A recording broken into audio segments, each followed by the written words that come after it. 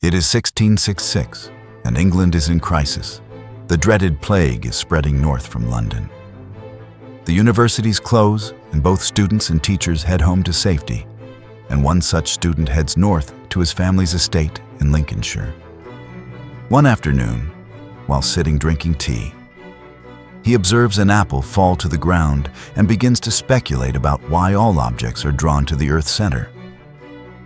Eventually, nearly 2 decades later, the same man publishes his theory of universal gravitation, which for the first time lays down the laws of gravity and simultaneously revolutionizes mathematics, physics, and astronomy. His name? Sir Isaac Newton, history's greatest scientist. The man known to history as Isaac Newton was born on Christmas Day, the 25th of December, in the year 1642, at the manor house of Woolsthorpe, south of the town of Grantham in Lincolnshire, in the East Midlands of England. The Julian calendar was still in use in England at the time, and it was the 4th of January 1643 on the continent, where most countries had adopted the Gregorian calendar that was 10 days ahead of the Julian calendar. Little Isaac was clearly sickly and underweight, and it is understood that his mother believed he would die shortly after being born, a development which explains why he was not baptized for a week after his birth, a ceremony which usually took place within 48 hours of the birth. Whatever the circumstances, Isaac pulled through and survived. He was named after his father.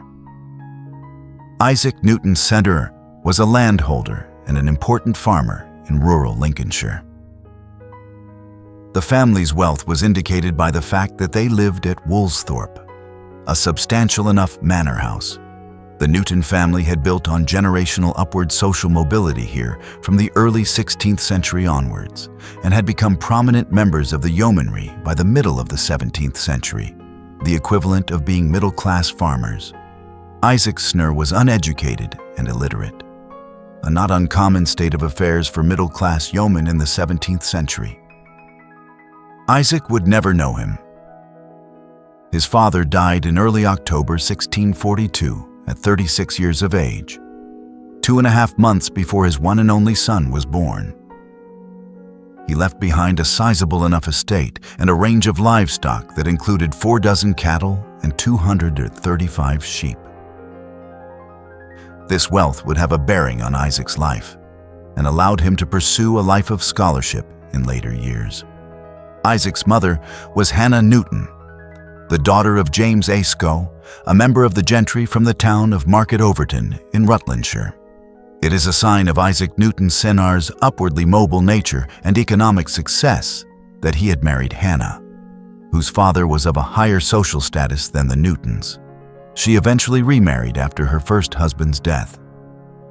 Her second marriage was to the Reverend Barnabas Smith, a churchman with a large estate that generated an income of around $500 per year, a substantial amount of money in the middle of the 17th century. When she married Smith, Isaac's mother left to live with him at North Witham, around 3 kilometers away from Woolsthorpe. There she started a new family. Isaac was not a part of it. When his mother headed to live with Smith, she left her firstborn son with her parents. Evidently, Isaac's childhood with them was not a pleasant one. Years later, when his grandfather died, it was revealed in his will that he had left Isaac nothing, suggesting a frosty relationship. In all of his extensive correspondence over the decades, which has all been analyzed in detail by historians, there is no mention of his grandfather Isca, and his grandmother was not exactly spoken of glowingly by Isaac on the few occasions in which he mentioned her. Finally, it has also been speculated that Isaac grew to loathe his stepfather, the Reverend Smith. An understandable development if he felt abandoned by his mother and was left to grow up in a house where his relationship with his grandparents was strained. Historians have concluded that the peculiar elements of Isaac's later personality, his aloofness and distance from others, were shaped by these early childhood experiences. Newton's life was also influenced greatly by intellectual, cultural, and social forces, which had commenced well over a century before his birth. The Renaissance is typically viewed through an artistic prism as a movement that led to the emergence of great painters, sculptors, and architects. In reality, it transformed every sphere of European life in the 15th and 16th centuries, from philosophy and diplomacy to commerce and technology. One of the offshoots of it was the scientific revolution. Medieval European science was primitive. A certain amount of knowledge about astronomy, as well as biology, mathematics, and the natural sciences had been retained from the ancient Greeks and Romans. Yet in many spheres, European scientific knowledge was remedial in medieval times. That all began to change in the early 16th century. First, a Polish man, Nicholas Copernicus, published a book entitled On the Revolutions of the Heavenly Spheres in 1543. In this, he laid out the heliocentric model of the universe, which stated that the Earth rotated around the Sun and that the Earth was not the center of existence. Copernicus's work opened the floodgates for a wave of new scientific inquiry. Soon, figures like Tycho Brahe in Denmark, Johannes Kepler in Germany, and Galileo Galilei in Italy were conducting groundbreaking work on astronomy, optics, mathematics, and physics. They also began developing scientific instruments like telescopes and measuring tools. The scientific method emerged too. This was the idea that a person could come up with a hypothesis and then test that through experimentation and reasoning. This work was related to philosophical inquiry, which had long used such methods going back to the ancient Greeks. It was also in ancient Greece that philosophers had begun conceiving of the world as being made up of tiny particles, which they had called atomos, the root of the modern word atom. In line with this, the scientists of the European scientific revolution viewed themselves as being natural philosophers. There was an English dimension to all of this. Though the scientific revolution arrived at England later than most other parts of Western Europe, one of the earliest proponents of the new science was Sir Walter Raleigh, the famous Elizabethan courtier. Raleigh fell out of favor after Elizabeth's death and was imprisoned in the Tower of London for 13 years between 1603 and 1616 by the new king, James I. There, he set up a laboratory and spent much of his time carrying out experiments.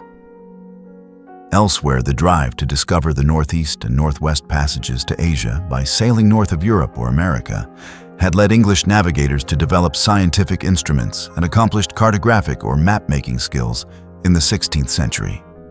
But it was really in the 17th century that England came into its own as a center of the scientific revolution. The Lord Chancellor of England between 1617 and 1621, Sir Francis Bacon, was known for his contributions to the scientific method and inductive reasoning. William Harvey, an English physician of the early 17th century, conducted groundbreaking work on the circulatory system and human anatomy. By the time Newton was born, Robert Boyle, the youngest son of the first Earl of Cork, Richard Boyle, was commencing his pioneering work in chemistry. He is now deemed to be the father of modern chemistry. There were many other natural philosophers beginning to make contributions here and there to the various fields of science. All of their activities gained greater coherence and collegiality in 1660, when the Royal Society was founded in London as a means for scientists to swap ideas and correspond about their research. Newton would soon emerge as the greatest figure of the scientific revolution in England. Not much is known about Isaac's earliest years. He was reluctant to write about his childhood in later life. His stepfather died in 1653, when Isaac was 10 years old. His mother then returned to Woolsthorpe, along with Isaac's younger 3 half-siblings. By then, Isaac's education was already well underway. Guided by a cousin, another churchman named Richard Ayscough. In 1655, when he was 12 years old, he was sent on to a grammar school in the nearby town of Grantham, where he was taught by a Mr. Stokes. The curriculum would have had a heavy emphasis on learning Latin, and then that stemmed outwards into the subjects that were written about by the greatest Latin writers, namely Roman authors like Cicero, Quintilian, Virgil, Tacitus, Seneca, and the like. The subjects were rhetoric, history, prose poetry, and philosophy. Still, recent research has revealed that Mr. Stokes did have a good bit of mathematical knowledge too, and Newton's abilities in this area were consequently fostered from around age 12 or 13. Isaac, who would notably display almost no interest in the opposite sex as an adult, appears to have had a teenage romance with the stepdaughter of a Mr. Clark, with whom he lodged at Grantham. In 1659, when he was 16 years old, he was recalled home to Woolsthorpe to help out on the family farm. But this was a short-lived experiment. Isaac hated farm work, and both Mr. Stokes and his cousin, Richard Ayscough, had learned enough about his intellect to realize that he had the makings of a gifted scholar. They organized to help finance the finishing of his elementary schooling, and then, with this done, he was sent off to Cambridge University in 1661. Newton's earliest years at Cambridge were formative in his emergence as one of the greatest scientific minds in human history, though often in unusual ways. His comparatively humble background meant that he was assigned as a subsizar. This meant that he was expected to earn his keep cleaning the college and was not allowed to dine with the other wealthier students. This suggests his mother had refused to provide much financing from the estate she now controlled from not one but two deceased husbands. What it did ensure was that Newton was somewhat socially isolated as a lowly subsizar, something which encouraged him to focus more on his studies. Early on, he was taught by Benjamin Pullen, a tutor who assigned him lots of writings by the giant of the medieval scholastic curriculum, the ancient Greek polymath, Aristotle. A man who is primarily remembered as a philosopher, but who was also one of the great early natural scientists. Before long, Newton was moving on to more contemporary scientific works and had developed an especially keen interest in physics. About 2.5 years into his studies at Cambridge, he then abandoned any sense of formal or structured learning. His lengthy notebooks, which have survived down to the present day, show that he stopped reading the works of Aristotle and other canonical Greek and Roman works by figures like Plato. Instead, Newton began to concentrate overwhelmingly on more modern scientific, philosophical, and political writings. Robert Boyle's pioneering chemistry work featured amongst what he was interested in, as was Thomas Hobbes's great work of political theory, Leviathan, published just a few years earlier in 1651. However, it was the works of Galileo that held Newton's attention above all others at this time. The Italian polymath had revolutionized the study of astronomy, optics, and many other fields in a series of studies carried out between the 1590s and 1630s. Decades later in England, they were inspiring Newton to break with the established curriculum at Cambridge and begin his own highly original research on mathematics, physics, and optics. Newton's education at Cambridge was coming to an end, just as a series of events in England would create an ideal environment for him to carry out one of the most miraculous periods of research and writing ever undertaken in the history of science. Late in 1664, a large comet was seen over southern England.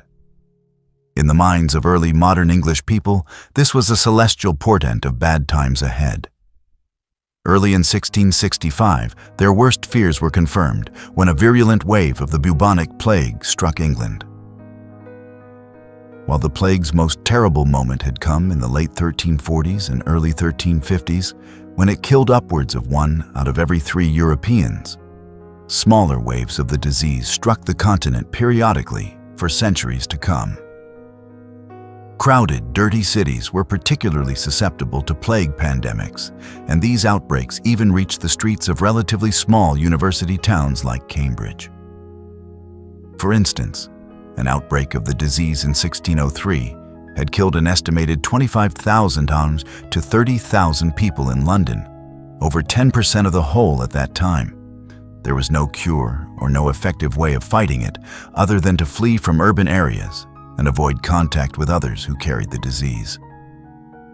Thus, when the plague arrived, the wealthier people who were able to do so often fled from London, Bristol, Cambridge, and Oxford to their country houses and spent months there. This is what happened in the plague year of 1665. A particularly destructive wave of the disease which killed upwards of 100,000 people in London in the mid-1660s, about 15% of the total population there at the time. Cambridge University closed, and Newton retreated to his family estate at Woolsthorpe. The isolation and lack of interruption would allow him to produce an enormous array of work, such that this period in 1665 and 1666 is often termed Newton's Anni Mirabilis, or miracle years, much like that which Albert Einstein had centuries later in 1905 when he published 4 papers within the space of a few months, which revolutionized the study of physics. Newton's work in his miracle years can broadly be broken down into 3 key fields: physics, mathematics, and optics.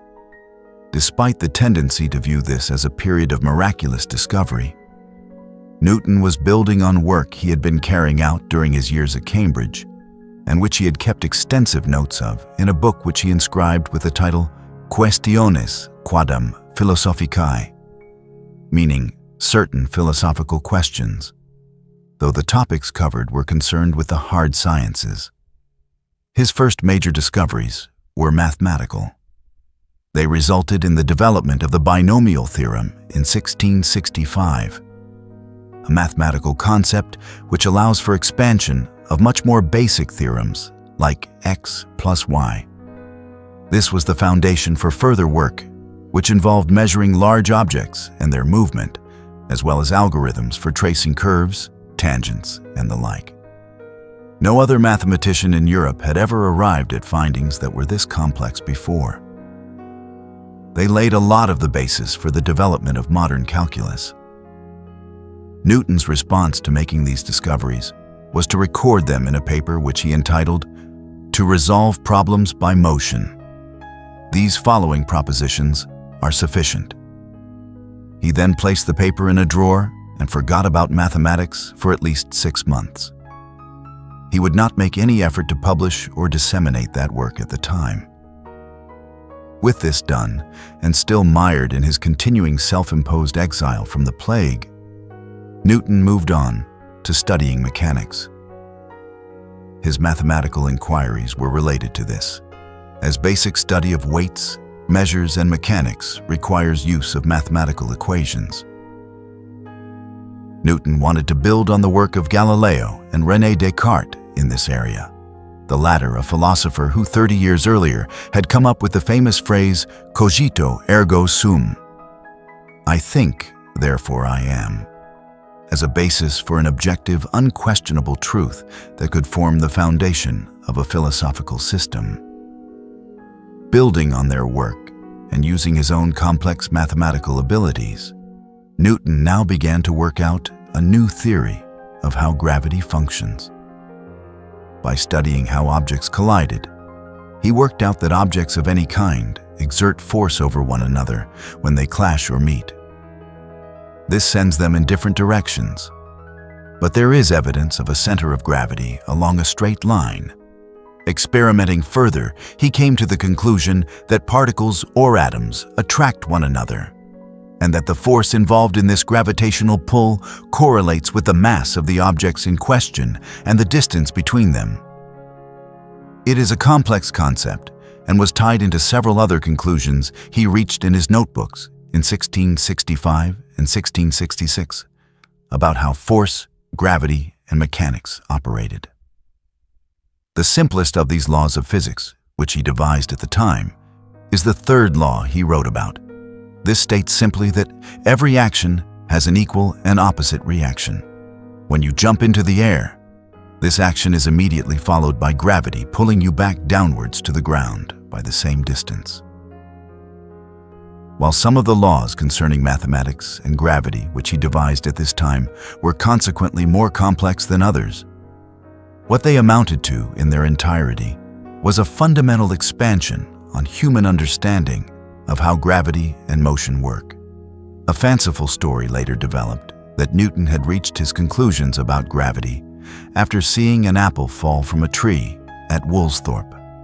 The tale was probably supposed to mimic a story about the ancient Greek mathematician Archimedes making one of his great discoveries while taking a bath and discovering the principles of buoyancy and displacement in the process.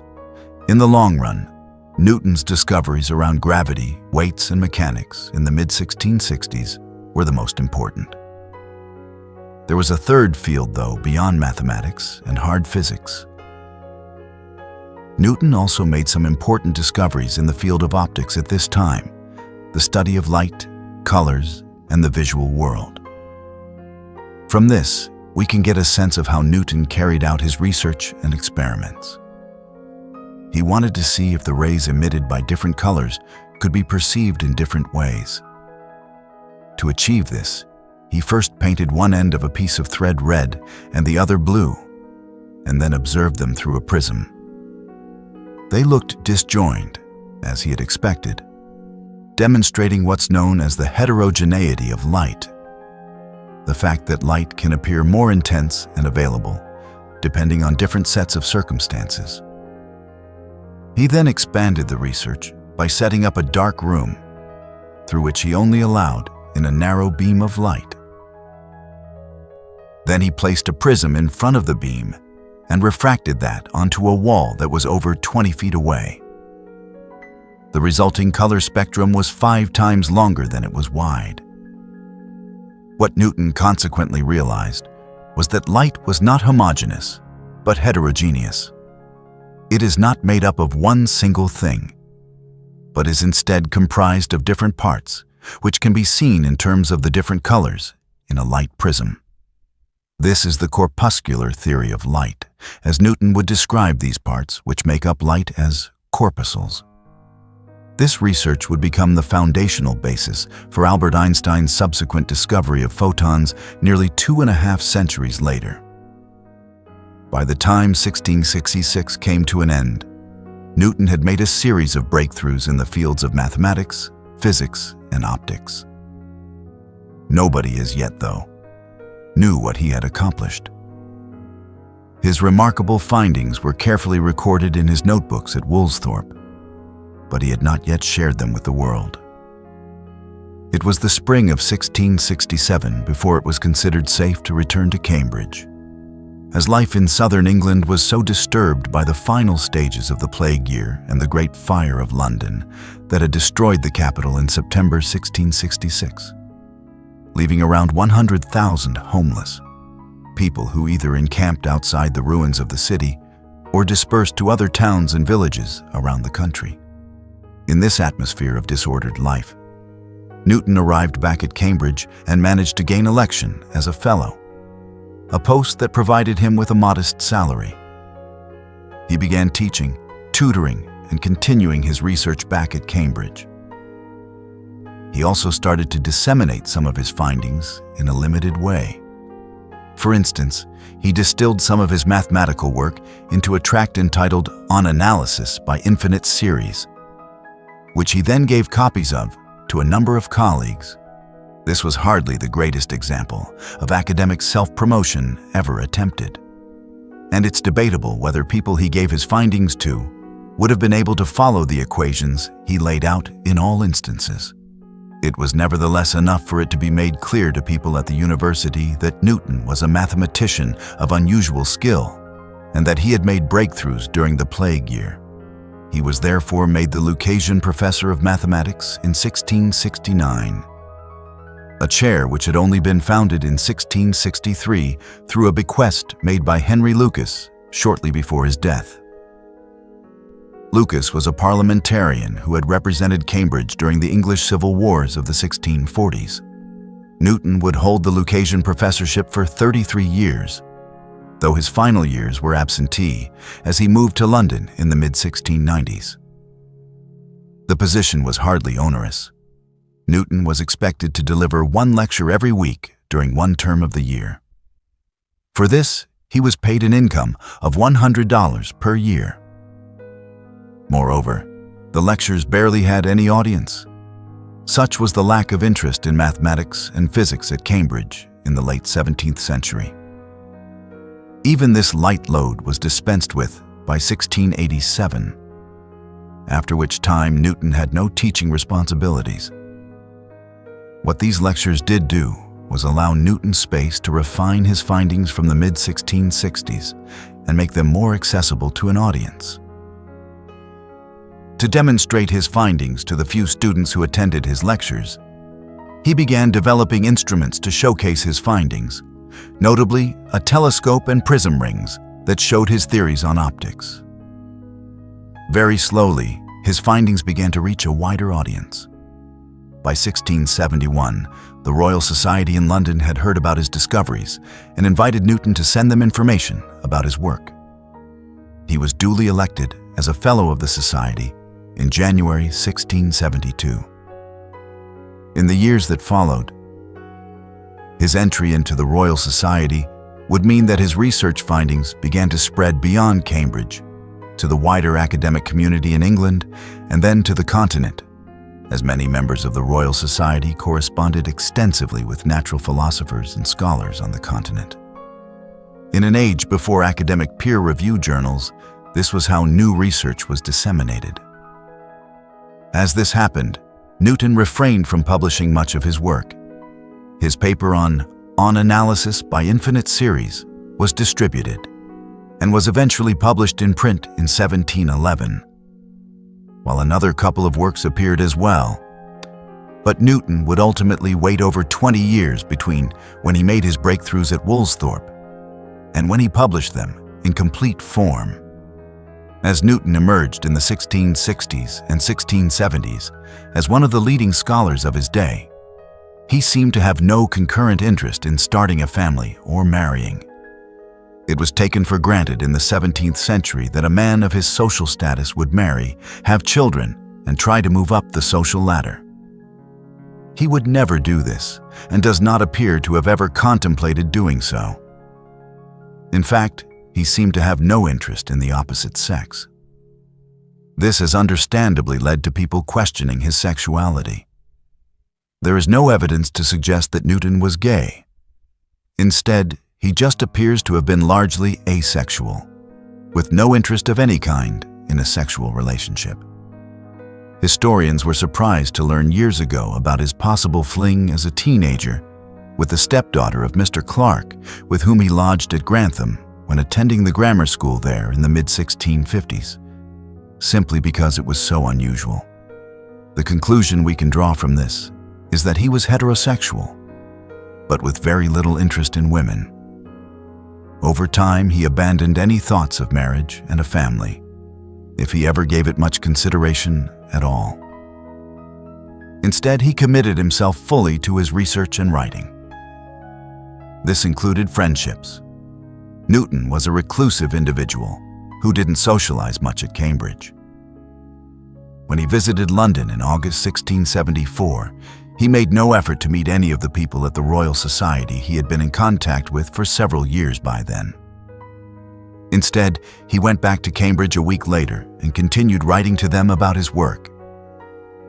As he aged, he did become slightly more sociable. His religious views were also unorthodox. Newton was a Protestant, as were the majority of English people by the second half of the 17th century. He was a nonconformist, though, someone who disagreed with the established views of the Anglican Church of England. In Newton's case, his nonconformity was on the extreme end of the spectrum. He did not believe in the sanctity of the Trinity of God, Jesus, and the Holy Spirit. However, he kept his religious views largely to himself. It has only been possible to reconstruct them through analysis of his notebooks. Newton's aloof and often difficult personality could translate into rivalries and conflicts with fellow scientists as the years went by.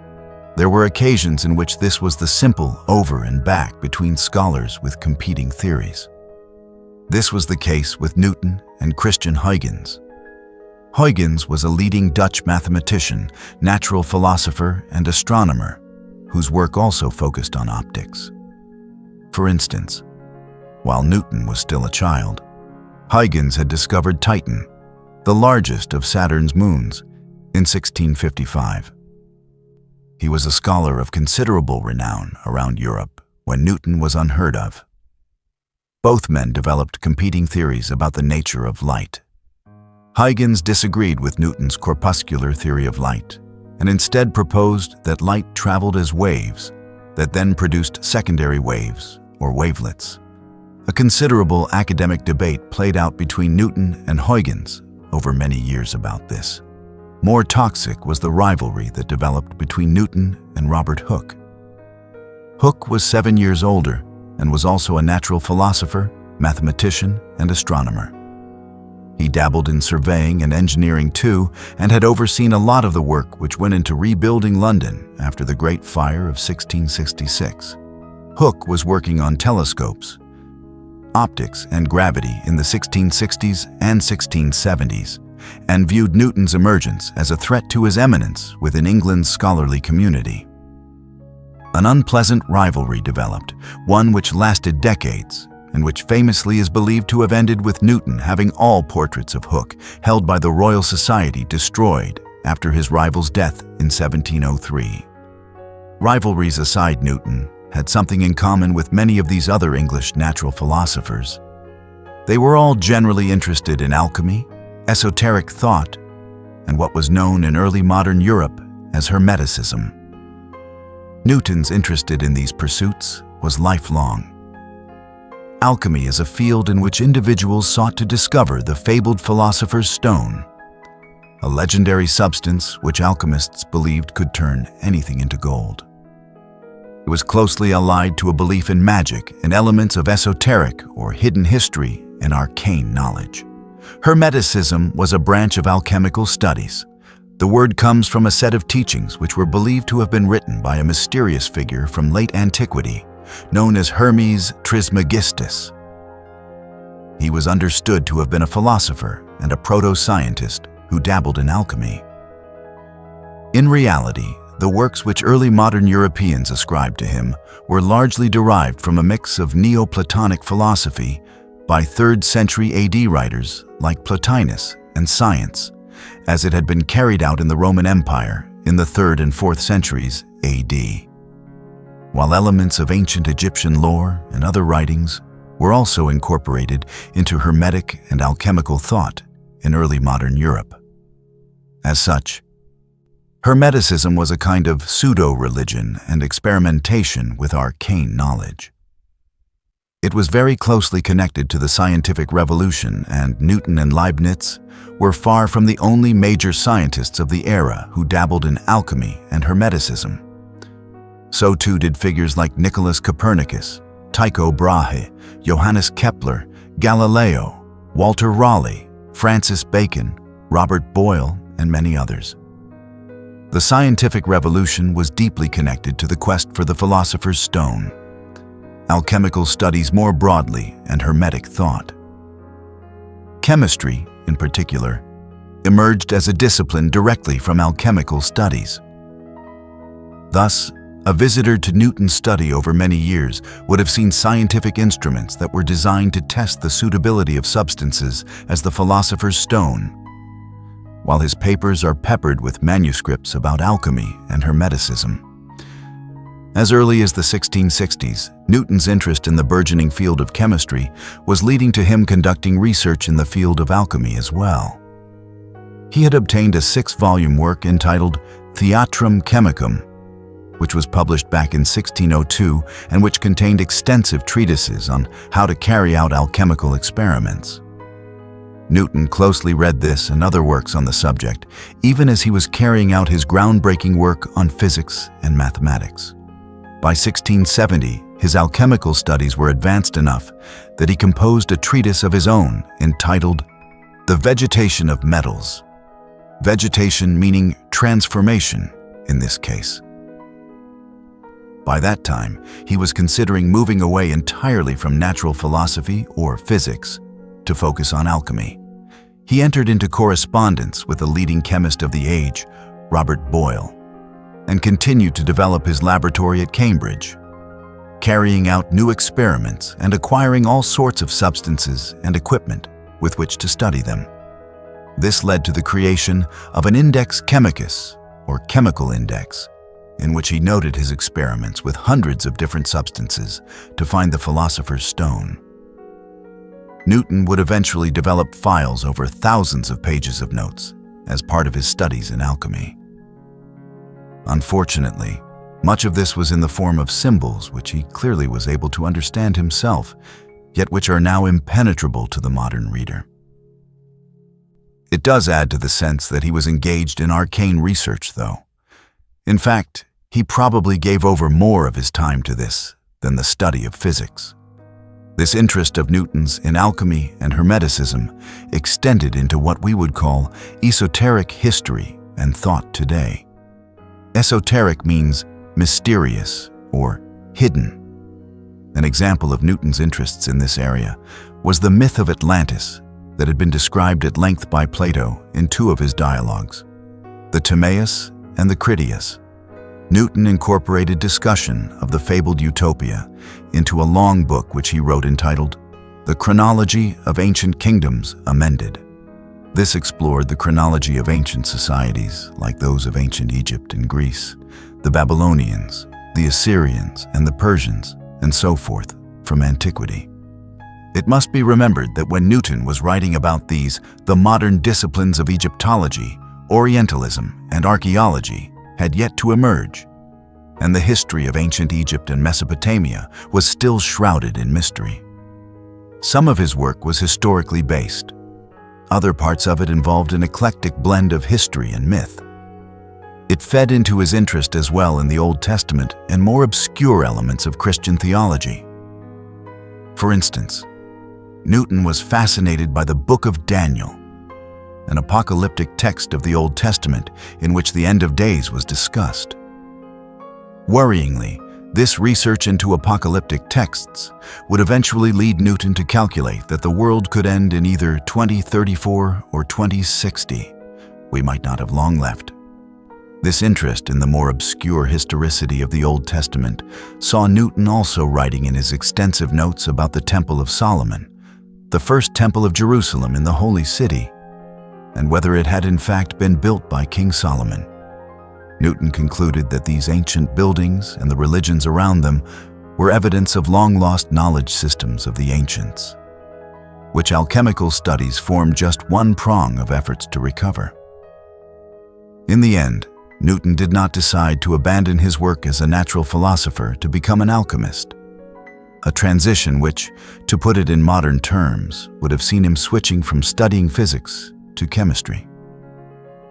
Instead, he continued to focus on natural philosophy, moonlighting in alchemy. We are fortunate that he did. For in the 1680s, he began working on condensing his research and findings into one of the most important books ever written in the history of science. This was entitled the Philosophiæ, Naturalis Principia Mathematica, meaning the mathematical principles of natural philosophy. Finished in 1686 and then published in 1687, it contains a synthesis of all of the work which Newton had undertaken since his student days at Cambridge. While he had disseminated quite a lot of this since the mid-1660s in the form of papers and through extensive correspondence, this was a much more refined account of his findings in the sphere of gravitational laws, mechanics, and mathematics. It added greatly to European scientific knowledge. For instance, while Galileo and Kepler had observed and described planetary motions nearly a century earlier, Newton was now able to provide a scientific and mathematical explanation for why the planets moved in the way they did. It also added to knowledge about the equinoxes and the world's ocean tides. Newton even theorized about how the theory of gravity, which he had proposed over 20 years earlier, could account for physical phenomena like observations of irregular motions in the moon. It would soon come to be regarded as the most important book written during the scientific revolution. The Principia Mathematica was broken down into 3 books. The first book, entitled De Motu Corporum, or On the Motion of Bodies, provided a detailed description of his theories around gravity and the laws of motion, as well as exploring the ideas of gravitational pull, force, and equal reactions that he had discovered at Woolsthorpe all the way back in 1666. This included additional discussion of the work of earlier scientists like Johannes Kepler and how bodies moved owing to things like centripetal force. These theories were then expanded upon in Book 2. Here, he was responding directly to arguments that had been made by René Descartes and others on the continents in decades gone by, and systematically showing where they had gone wrong in their analyses.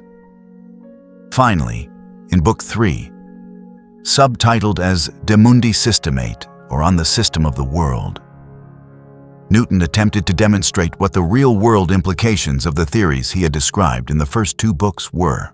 For instance, there was a lot of discussion in Book 3 of how the laws of gravity and force, which he had detailed in Book 1 and Book 2, impacted on the planets and the solar system. In the course of this, Newton also laid out his own views on the nature of the solar system and the heliocentric universe. In this way, the Principia Mathematica was not just laying out new theories. It was discussing the vast range of material which constituted the scientific revolution, going all the way back to Copernicus's discoveries about the solar system and the Earth revolving around the Sun a century and a half earlier. If there is one thing that takes a small shine off of Newton's accomplishments, it is that many of the same conclusions were arrived at completely independently at the exact same time, hundreds of kilometers away in Germany. Gottfried Wilhelm Leibniz was born in 1646 in the city of Leipzig in Saxony in eastern Germany, a few years after Newton's birth in England. He attended numerous universities in the 1660s and then embarked on a career of exceptional scholarship. Like Newton, Leibniz was a polymath who cannot be easily categorized as a mathematician, a physicist, or a philosopher. He worked in an extensive range of fields and, as Newton increasingly would as his life went on, he also worked for the government and performed a range of administrative and bureaucratic roles, even working for Peter the Great, Tsar of Russia, to modernize the Russian state in the early 18th century. Leibniz's research led him to make many of the same discoveries that Newton was making in England between the 1660s and 1690s. In particular, both men made the same breakthroughs in developing the field of calculus, though Leibniz was more practical in his application and even invented the Leibniz wheel as a kind of basic mechanical calculator. So similar were the discoveries that the 2 men made completely independent of one another, that later in their lives, an academic argument broke out in which they both claimed to have been the first to make their discoveries. In the course of this, Newton disingenuously used some letters he had written to and from Leibniz back in the 1670s to try and claim his German counterpart had copied his findings. If nothing else, what this demonstrates is that societies have to arrive at a certain threshold of knowledge in a given discipline before individuals can make specific breakthroughs. Both men reached the same conclusions at the same time because they were building on the work of Galileo, Kepler, and others. Similar phenomena are seen in other time periods.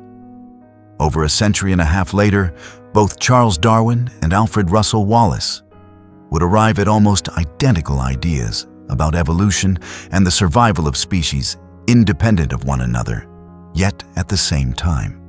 Newton published the Principia Mathematica just as England was entering into a period of pronounced political instability.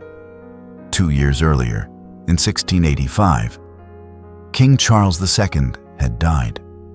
Although he had fathered a huge number of illegitimate children with over half a dozen different mistresses, His marriage to his Portuguese wife, Queen Catherine of Braganza, had been childless.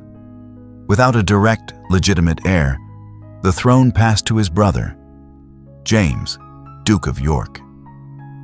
The problem was that the newly ascended King James II was a Roman Catholic at a time when anti-Catholic sentiment in England and Scotland were running very high. An already unstable political dynamic boiled over when a son was born to James in the summer of 1688, one who would now be raised as a Roman Catholic, putting in place the possibility of an extended return back to Catholicism in England. James did nothing to alleviate these concerns, and unwisely began placing Catholics in positions of power in England and Ireland. Within weeks, a powerful alliance of English aristocrats and politicians had written to James's son-in-law, William of Orange, the most powerful figure of the Dutch Republic and the husband of James's daughter, Mary. They offered him the throne, and William duly headed to England with an army to enforce this claim. By the time the year 1688 was out, James had fled to France, and William and Mary were about to become joint rulers as King William III and Queen Mary II.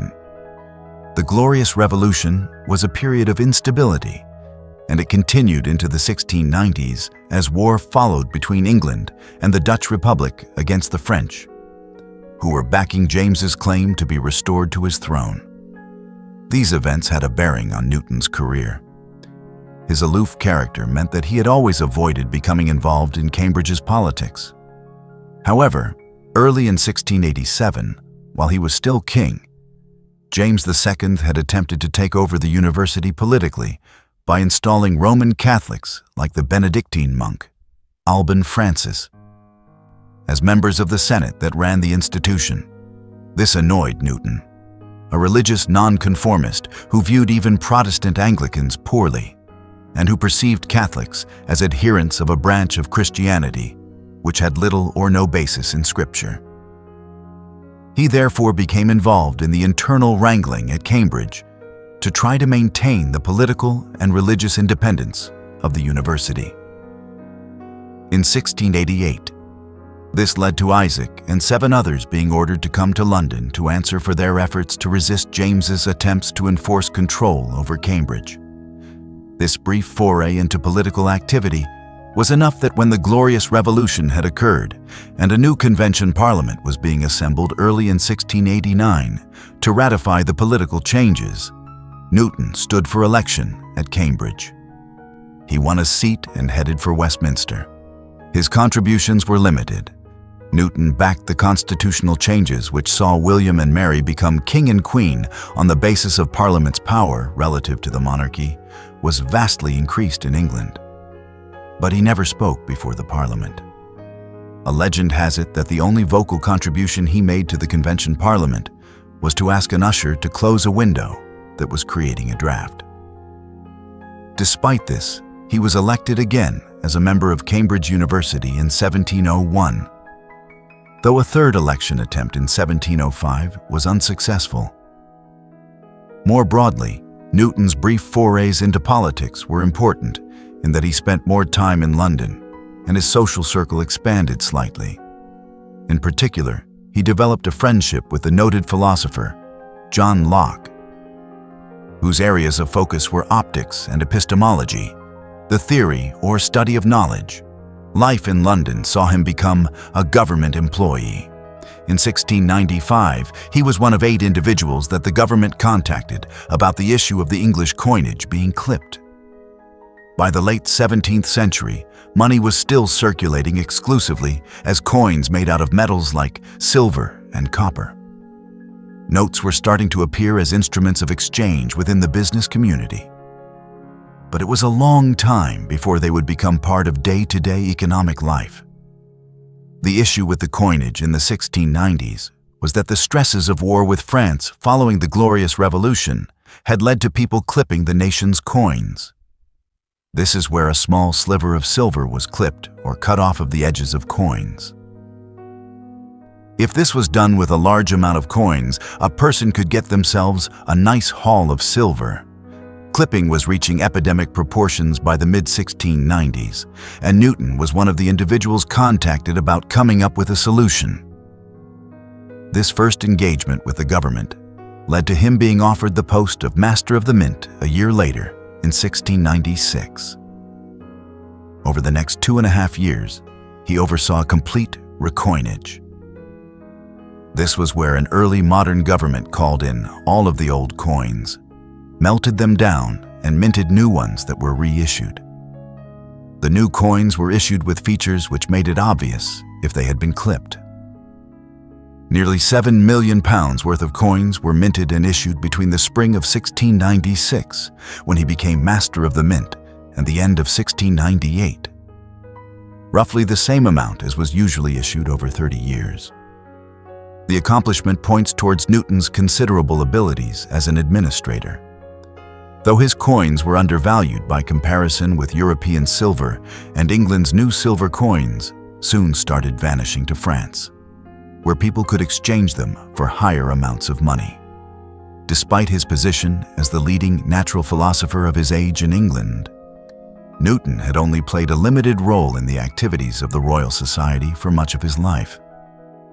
This was broadly owing to his acrimonious relationship with Robert Hooke. Hooke had a lot of supporters within the society, and Newton had been marginalized within it as a result.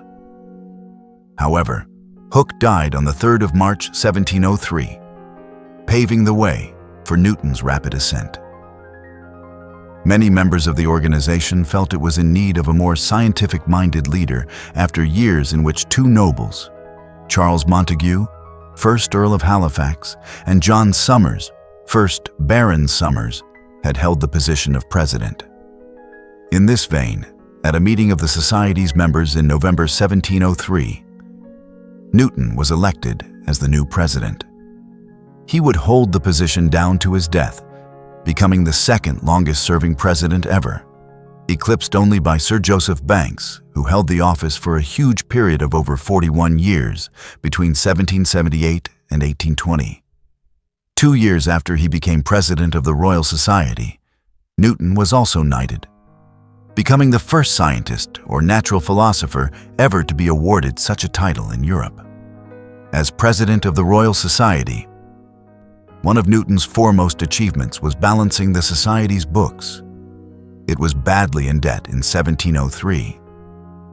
By 1710, he had not only managed to remedy its financial situation, but also had enough of a surplus to acquire a new property at Crane Court near Fleet Street in London, which became the Royal Society's home in London for many years. Other actions were less admirable.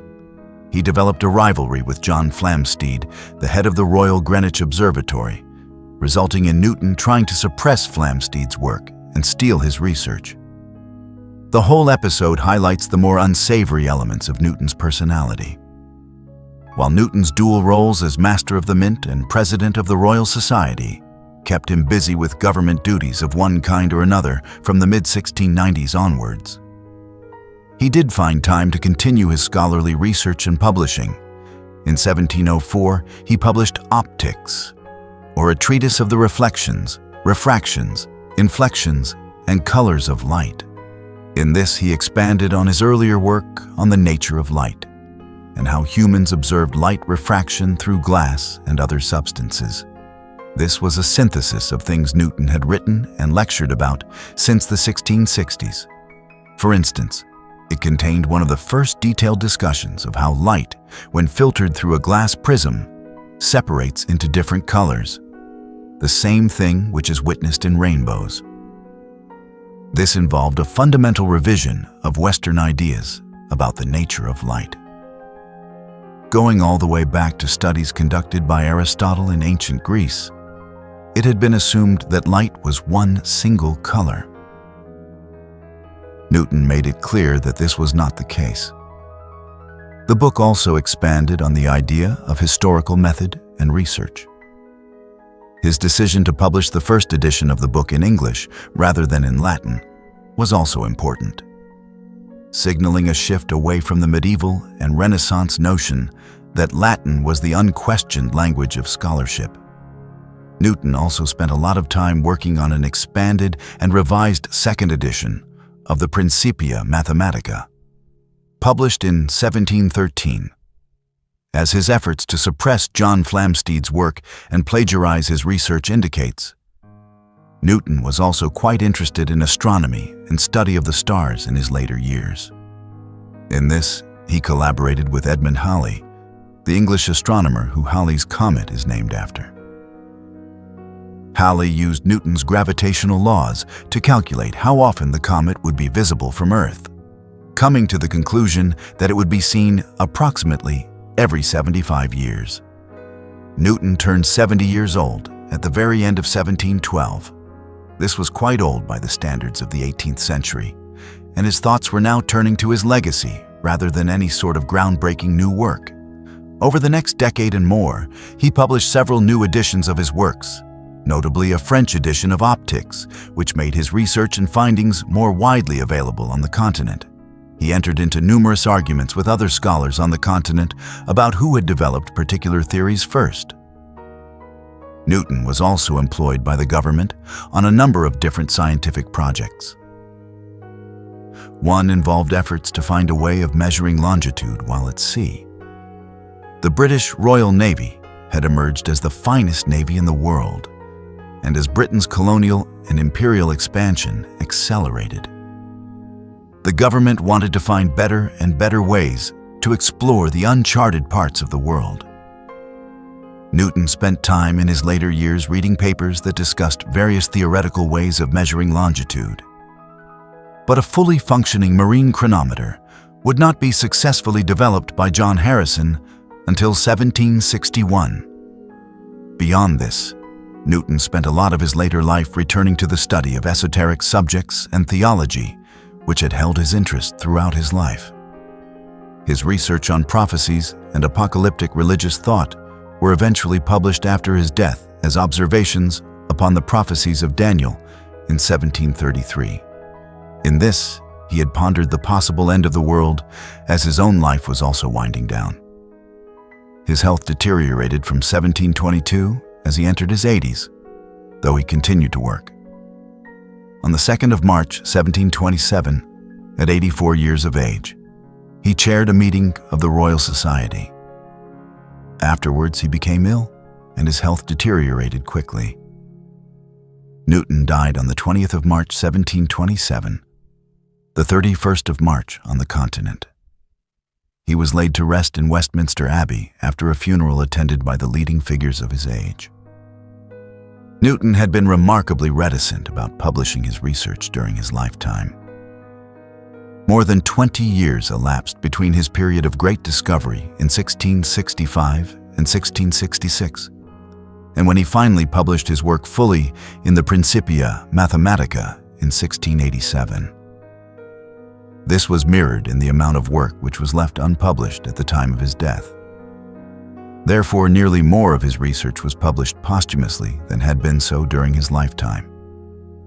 In 1728, just a year after he died, a collection of his lectures and writings on optics from Cambridge was published. That same year, his Chronology of Ancient Kingdoms amended, his work of history and theology that he had worked on over many years, appeared in print. 5 years later, his apocalyptic text of observations on Daniel and the Apocalypse of St. John was also published. In 1754, the text of his correspondence with John Locke on scriptural matters was published as an historical account of two notable corruptions of Scripture. As such, a lot of Newton's esoteric and theological work was published not long after he died. In many ways, though, the most consequential of all of Newton's written output are his extensive notebooks, correspondence, and working papers, huge amounts of which have survived. His notebooks are generally found in the libraries of Cambridge University, though one of his earliest notebooks, dating all the way back to 1659, is today housed in the Morgan Library in New York.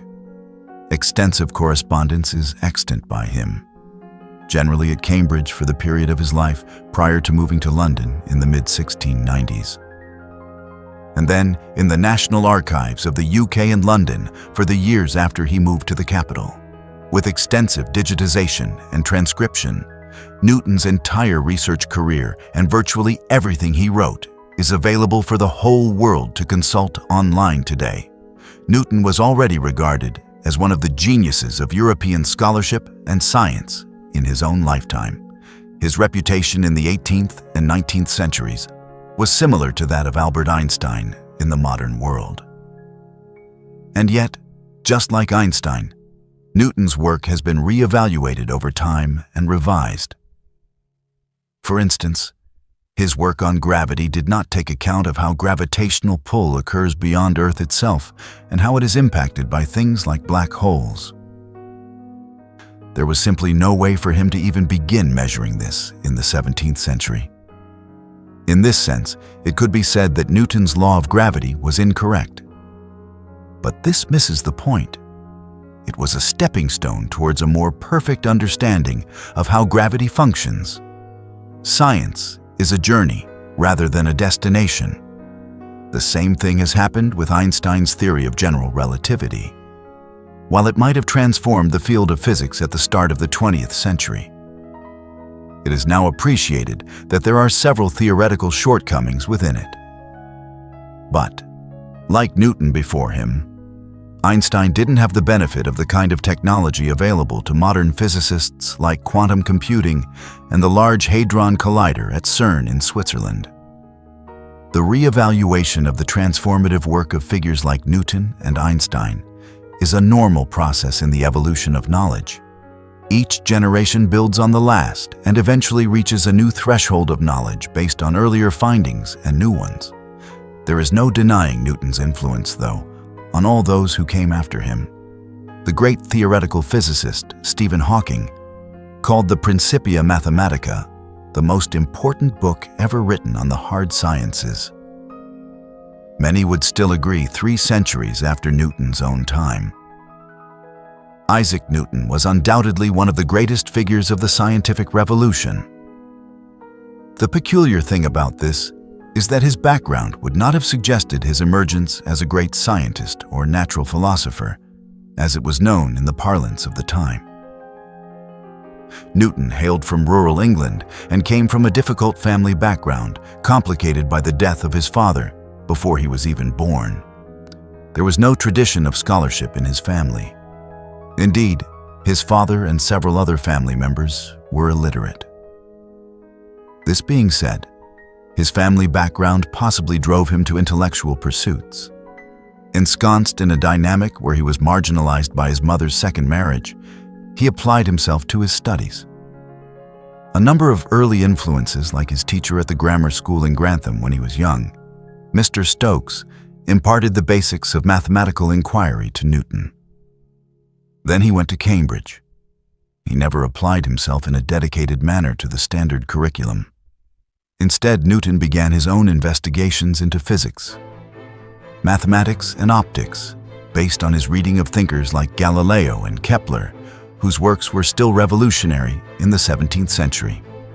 Based on these and his own penetrating mind, he developed some of the most important concepts about how gravity functioned, as well as calculus and optics, all while he was still in his early 20s. 2 decades later, in 1687, he published one of the most important books ever written in the history of science, the Principia Mathematica. His story also points towards the unusual nature of the scientific revolution and the way that science and government overlapped to a greater extent in the 17th and 18th centuries than they do today. Newton, for instance, pursued studies in alchemy and esoteric knowledge, like all of his contemporaries in the field of natural philosophy. Later in life, he was drawn into government service and became Master of the Royal Mint in England. Throughout his life, he remained a difficult individual who few people knew much about on any personal level. In short, he was both complicated and brilliant. What do you think of Isaac Newton? Was he one of the most radical thinkers in the history of Western thought, or does the fact that Leibniz made many of the same discoveries as he did, independently of him, detract somewhat from the significance of Newton's work? Please let us know in the comment section, and in the meantime, thank you very much for watching.